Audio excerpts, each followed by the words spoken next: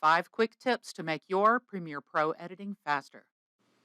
In this sequence, we've already set it up, but the client has decided they want this last clip to go before the first clip.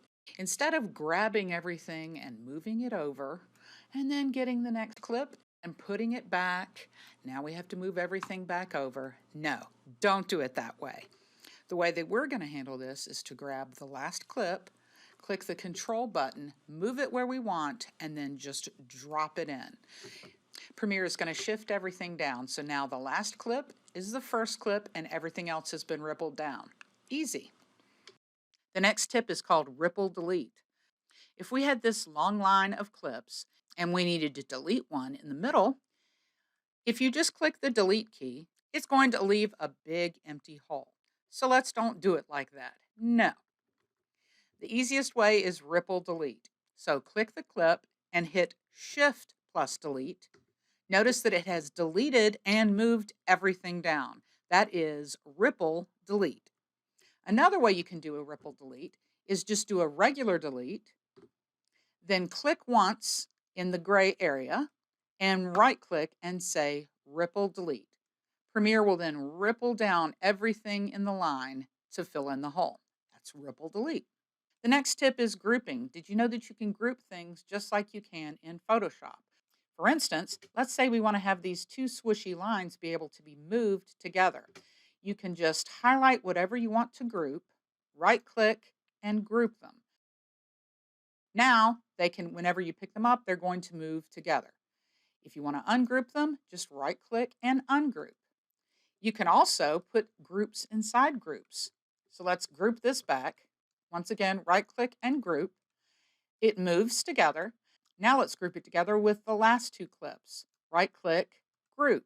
Everything moves together as a group.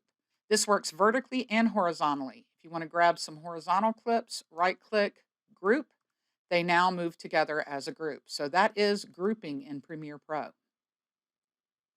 So let's say you have a jump cut like we have here, and you need to take this cutaway and pull it down. If you were to just drag it down, you can see we've accidentally covered up the original audio, which is not going to do right.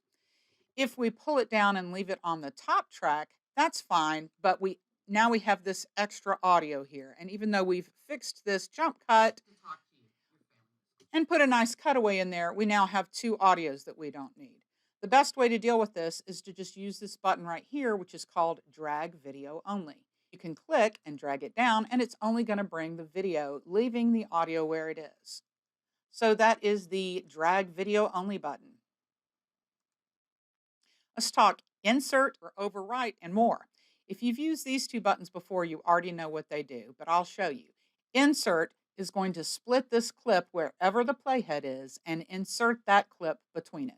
So let me click the Insert button. So you can see it split it in half and put the shot between the two. I'm going to undo that.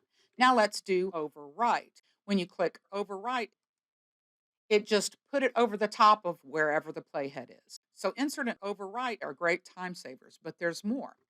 Instead of using Insert or Overwrite, click and drag over to your project menu and you have a bunch more choices. For this overlay, it's going to put it on the track above whatever you have. And it doesn't matter what your targets are, it's going to put it above. That is called Overlay. I'm going to undo that one. That differs from Overwrite. For Overwrite, it's going to put it wherever the playhead is, but cover up what you already have. So let's look at the difference between this is Overwrite, and that's the same as the Overwrite button. This is Overlay. And I think that one can be really, really useful. Now let's see the other ones. For this one, it's just going to insert it, which is the same as the insert button that we just used.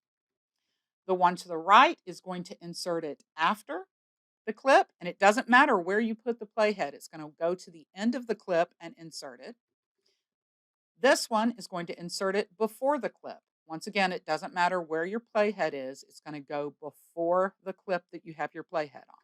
And then lastly, replace. It is going to replace wherever your playhead is. And notice it replaced the entire clip. It just knows whatever clip you have the playhead over, it's going to replace the whole thing. If you've never used this menu before, try it. It can really save a lot of time. So those are my tricks for faster editing in Premiere Pro.